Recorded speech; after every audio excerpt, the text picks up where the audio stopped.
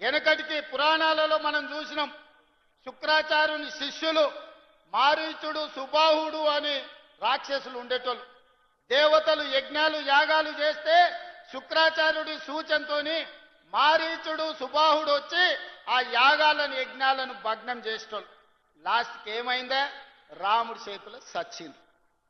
ఇవాళ కూడా శుక్రాచార్యుడు ఫామ్ హౌస్లు ఉండు ఓ మారీచుడు ఓ సుబాహుడు అసెంబ్లీకి వచ్చి అడ్డం పడుతున్నారు బావా బామ్మార్దుల ముసుగులో.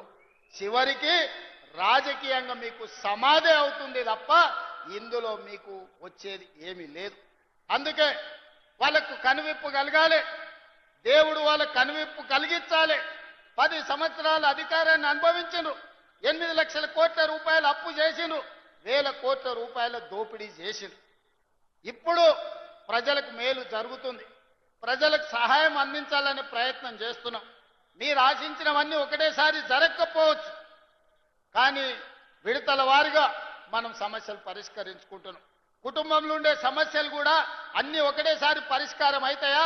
మా అక్కల్ని అడుగుతున్నా, బిడ్డ పెళ్లి చేస్తే వడ్డానం అడుగుతుంది, మనం ముందే ఏం చెప్తాం, చెవులకు దుద్దులు చేసుకో, చేతికి ఉంగరం చేసుకో బిడ్డ, మళ్ళీ పంట వన్నాక నీకు ఏదైనా చేపిస్తాడు.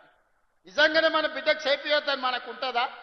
ఏ తల్లికైనా తన దగ్గర ఉన్నదంతా తీసి బిడ్డకి ఏదో ఒకటి పెట్టాలనుకుంటారు, కానీ సంసారం సహకరించకపోతే, పరిస్థితులు అనుకూలించకపోతే కొన్నిసార్లు వాయిదా చేసుకుంటారు.